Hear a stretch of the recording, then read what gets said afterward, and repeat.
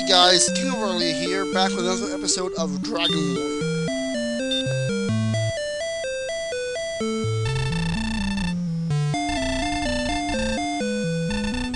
Last time we started our quest, and we started off with our club and gained leather armor. Now, in today's episode, we're going to venture a little bit further from the castle. I'm going to try to stick with the official guidebook for the game that the Americans buy with the game. Since we're at level 3, we can venture a ways further without needing to worry about being beaten to a bloody pulp. Of course, without a shield, we're not in the best condition. What I prefer to do in RPGs is actually keep leveling up and grinding for gold, or whatever currency is in that game, until I have enough to buy every piece of equipment I want to use for each character. I'm gonna fight a few... Whoop. This is a cave. Oh, I do have a torch.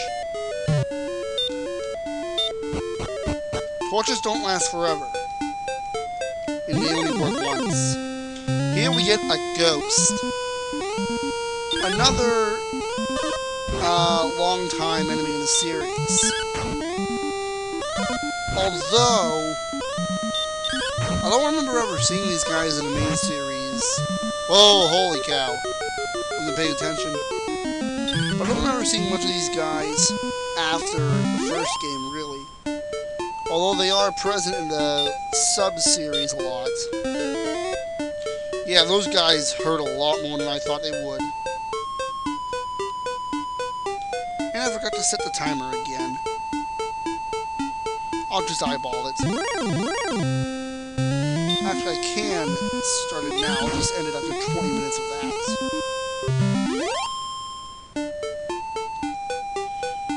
Let's see, status defense 7. Yeah, I think it would be a good investment to buy it now. What we're going to buy is the Dragon Scale. It's a bit of a hefty price tag, well, at this point in the game, but it increases your defense power by 2 full points.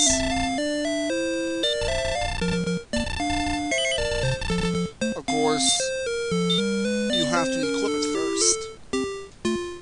Excuse me?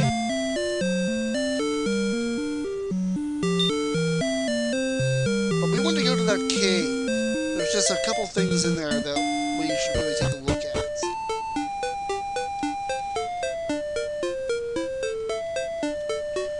Although I don't remember anybody actually telling you to go there.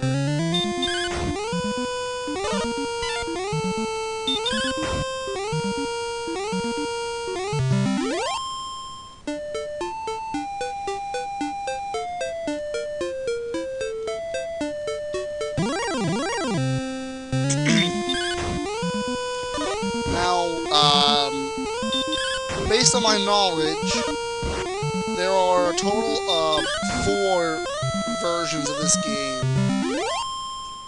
The original, the 2 official remakes, and a fan remake. I think it's called Dragon Quest Reborn. Just pretty much expands on the first game, adds several new dungeons, including towers, as well as adding mercenaries you can hire to assist you for a while. I never really played that much of it, but I believe it's significantly harder. The Super Nintendo and Game Boy Color remakes are actually easier. You get more golden experience from enemies. Also, there are seeds, which increase your stats.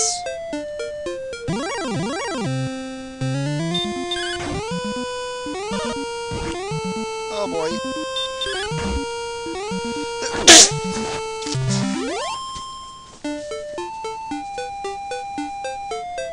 So, Another... Actually, I'm not quite sure. How much experience? I think 47?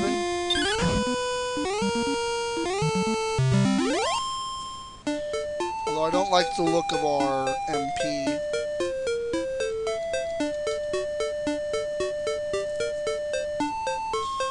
Oh, and it would be a bad idea to go all the way down south past the castle. I mean, in that one lower strip. The way the encounters are determined is that there is a grid of 16 by 16 tiles. Ah, my favorite enemy of the series, the Draken. It's a bat. In the series, they usually appear during nighttime, if there's a day and night system. All the way down there at the bottom, you don't want to be there.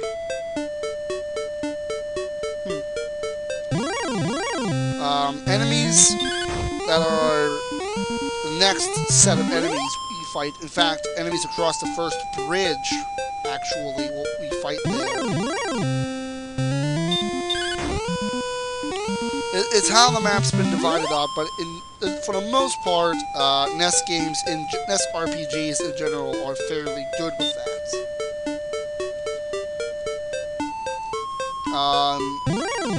Final Fantasy 1, though, has a Peninsula of Power.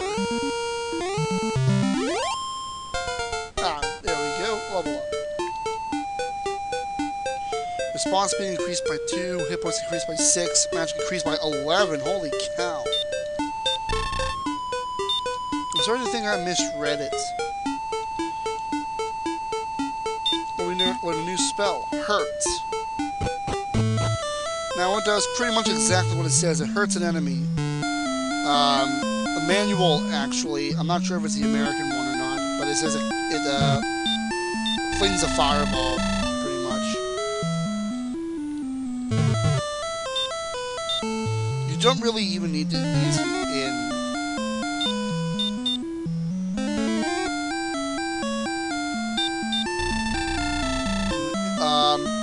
although, if you're training around the endgame areas, you would need to use an inn, because we'll have to walk all the way back to Tentacle to heal, and then you have to walk all the way back, and in a lot of cases, we'll be using a lot of MP just to survive on the way there.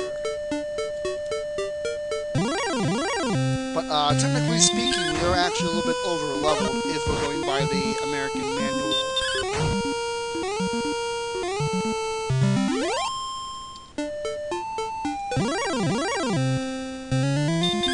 Slime.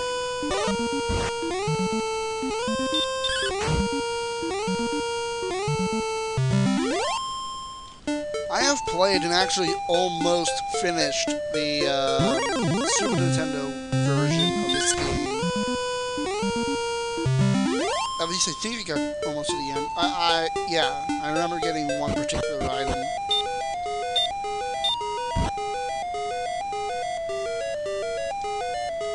This is all you can see with a torch.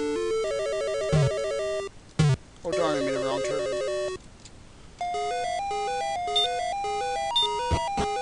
And the music changes as you go into deeper floors.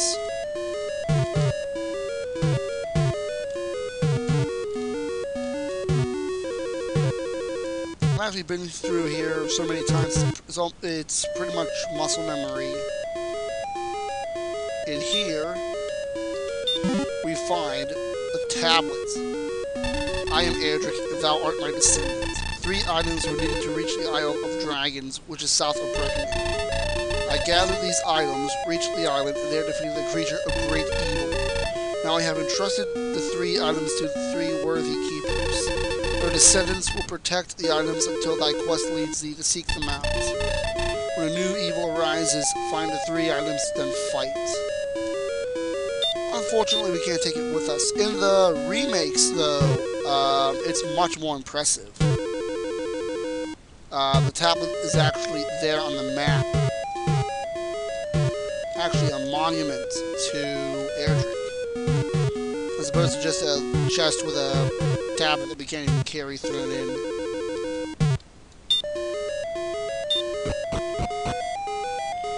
Of course, there's really no need to come here, I think.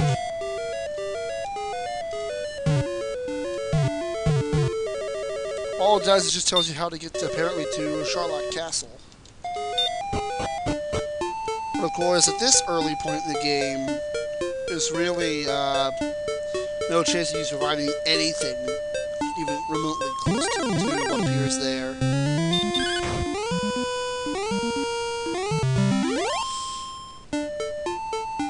Well, I wonder why they call it the Isle of Dragons.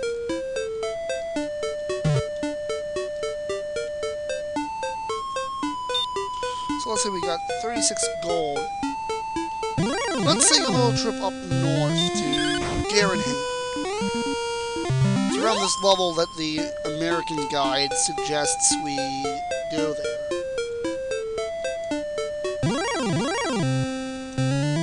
Of course, it's solely to gather information. I mean, we can't even buy a leather shield. We can't even buy anything there, really. Generally, in the Dragon Quest series, the next town has equipment at least as expensive as the most expensive thing in the previous one. If not having the most expensive stuff, at least, of the last town.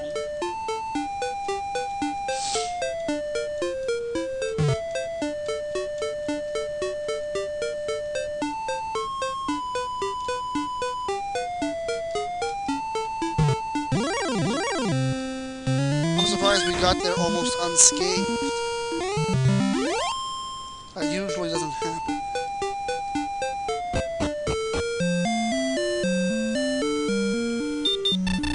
Yeah, a wandering minstrel of legendary fame is said to have built this town. Well, I suppose that's why it's called Garenham. Nothing really here. Oh, really, herbs are that expensive. Herbs are kind of expensive in this game. Later games of the series are actually quite cheap, but you're actually going to need them. Many believe that Princess Gwaelin is hidden away in a cave.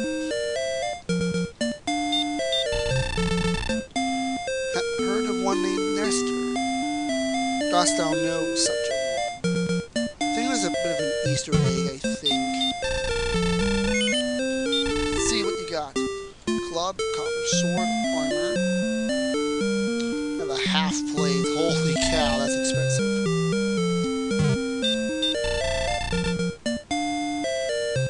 I'm not gonna stay here for long. Taking eastward, huh? Well, we should keep that in mind for later. Go east.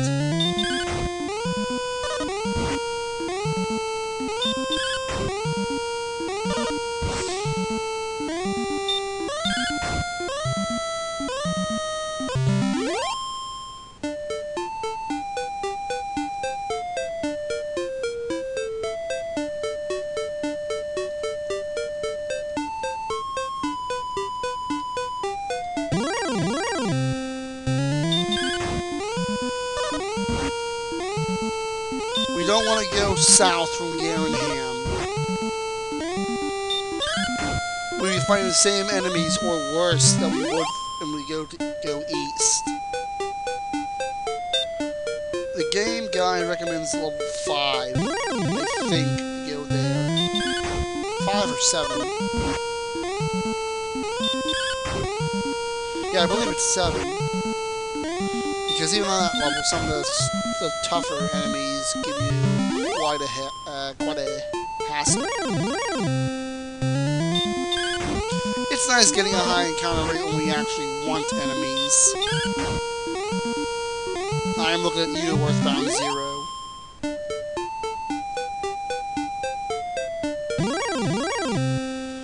That game, you sometimes have a really high encounter rate. That when you even when you're just going to heal, I mean, 3 steps. I mean, it's not as bad as other games, like Final Fantasy Legend 2, where due to how the random number generator works, you will get 4 battles. You take 4 steps, you get 3 battles in those 4 steps. Unless you save or reset. or just reset it all. Final Fantasy Legend 1 and 2 are very much abused in how the random number generator works. There's even a speedrun built around the harder sets, which is just shutting the game off, turning it back on. Although it really didn't get that far for the first game.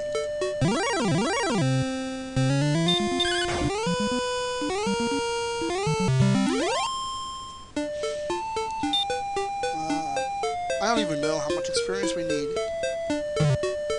So before something happens we might regret, let's go see King Lorik.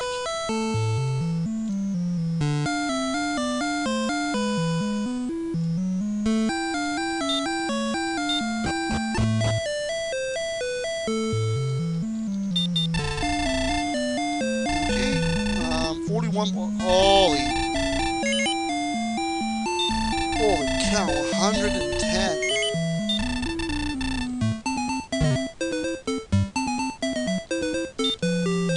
And it's not going to get any easier leveling up.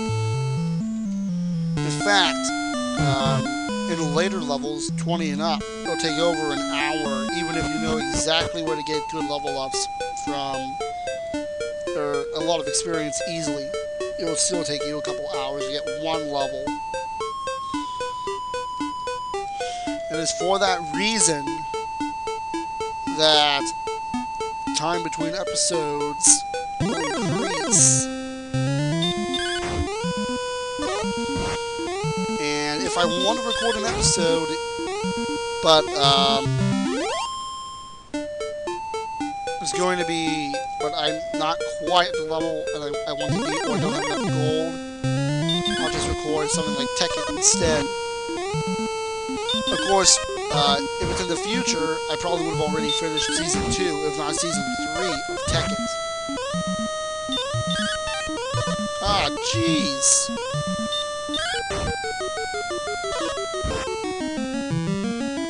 Alright, I'm probably going to miss again.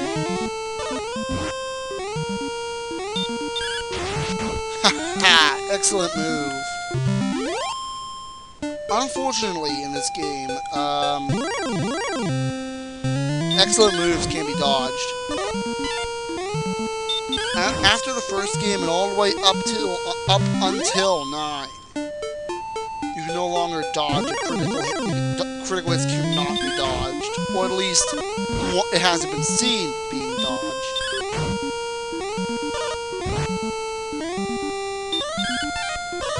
Urgh. Oh, come on!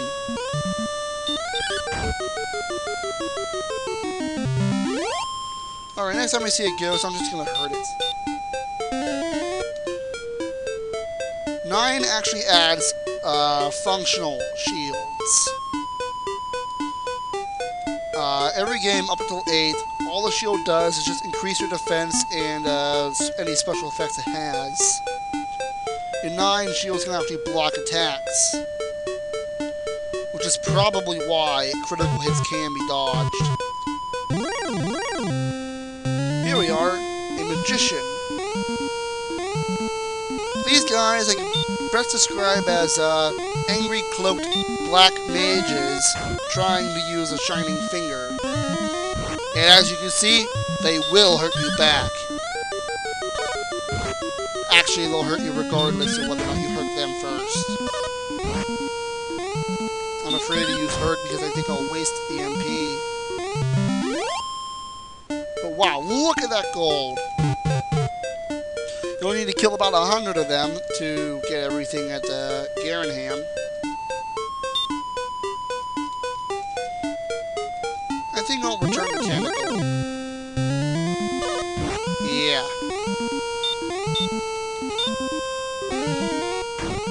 At various points in the game, spells actually are very useful. Other games in the series, well, I prefer to conserve my MP whenever I can. Even if I'm just training, not even going through dungeons. In fact, in Dragon Quest VIII, I feel that I'm ready for the next boss fight if I can get to said boss without using any spells.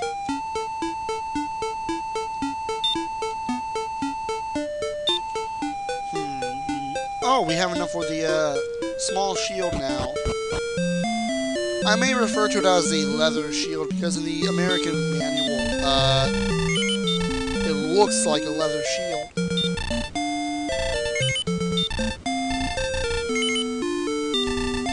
Yeah, I'll buy a copper sword.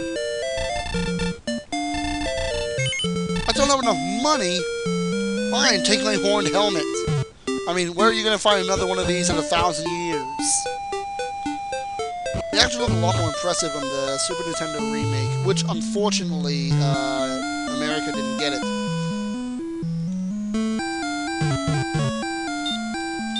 And the only translation patch I've seen of it is makes the game a bit buggy. 23 points.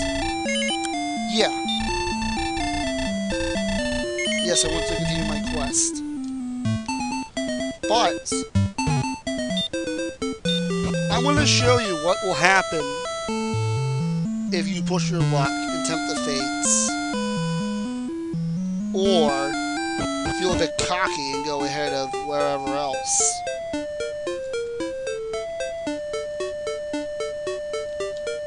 In the Dragon Quest series, getting too far ahead of yourself will get you killed. The Final Fantasy series, you may have a little bit of trouble. In some cases, the Final Fantasy 2, not really. If you survive at all, that is. In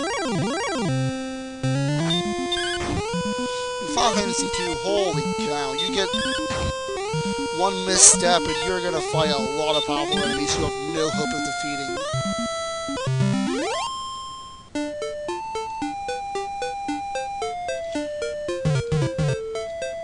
What is that down there? That's Poisonous Marsh. Ah, boy.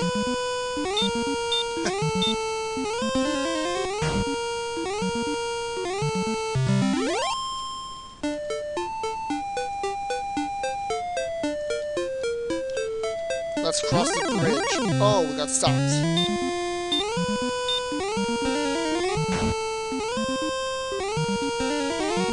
We didn't even get to where I wanted to go.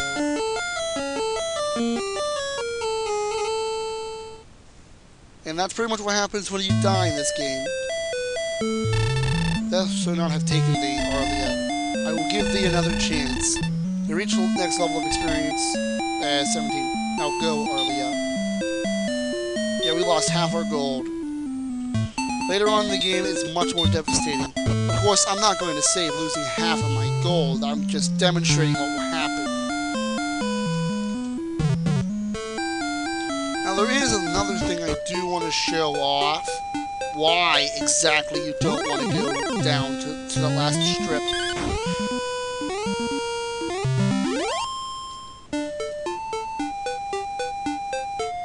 It's called Scorpion Hill.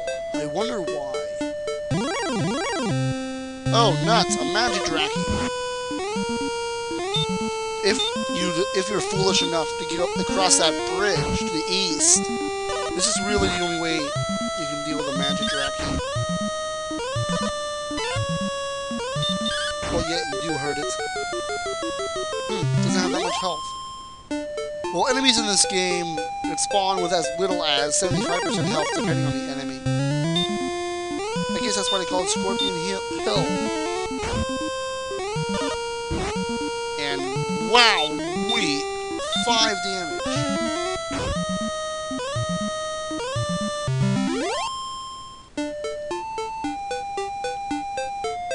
And you don't want to go in that cave either. Of course, that's if you survive long enough to get there. That'll be it for today's episode of Dragon Warrior. I'll meet you back tomorrow, or whenever, really. And we will finish up our shopping here and go to the next town. Well, assuming there's one east. This is King of Arlia signing off. Have a good day.